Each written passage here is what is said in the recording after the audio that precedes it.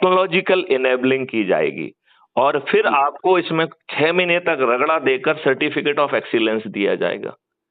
जी।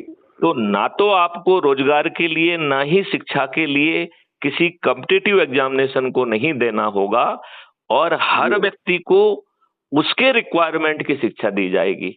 तो शिक्षा यूनिफॉर्म नहीं होगी जी। शिक्षा नीड बेस्ड इंडिविजुअल के रिक्वायर्ड रियलाइजेशन के लिए होगी और ये एज ए मौलिक अधिकार मिलेगी। अब फिर आपको एक भोजन का मौलिक अधिकार मिल रहा है जिसमें 5 किलो गेहूं नहीं मिल रहा है। आपकी आवश्यकता का मल्टीग्रेन, आपकी आवश्यकता का फल, सब्जी, दूध, दही, घी और आज वाला केमिकल का बना घी नहीं, केमिकल का बना दूध नहीं, असली वो भी देसी गाय का जैविक पद्धति से बनाया हुआ घी। हाँ, जन स्वास्थ्य से खिलवाड़ से बचाओ, ये तो बहुत बड़ा ही मुद्दा है, आपने बता दिया। ये मुद्दा नहीं है, ये दुष्टता है। ये जो लोग ये काम कर रहे हैं वही इन राजनीतिक पार्टियों के गुर्गे बन गए हैं और इनमें से बहुत सारे तो अब मंत्री बन गए हैं और मुख्यमंत्री बनने की कगार में है और प्रधानमंत्री बनने का भी सपना देख रहे हैं। बहुत सही।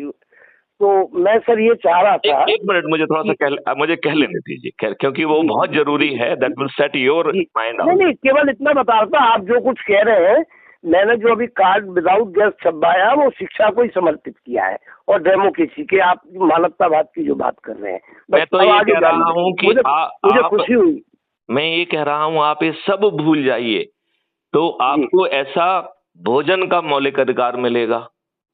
भोजन के मौलिक के अधिकार के बाद आपको एक स्वास्थ्य का मौलिक अधिकार मिल रहा है जिसमें भारत के 144 करोड़ नागरिकों को डेडिकेटेड हेल्थ वॉलंटियर मिलेगा। जी। सपना देखिए कितना बड़ा है और उस सपने के लिए आपको कुछ नहीं करना है जी। और ये उसको भी मिल रहा है जिसके खीसे में एक पैसा नहीं है। तो वो हम और महापरिवर्तित भारत में आपको टैक्स नहीं देना होगा जी। तो वो हम अभी आपको 2 मिनट में जरा बताना चाहते हैं। जरूरी है क्योंकि हमारी हर बात रिकॉर्ड होती है और हर बात क्राइम फ्री भारत पे अपलोड होती है। ये हमारी एक स्टैंडर्ड मेथोडोलॉजी है, ठीक है ना।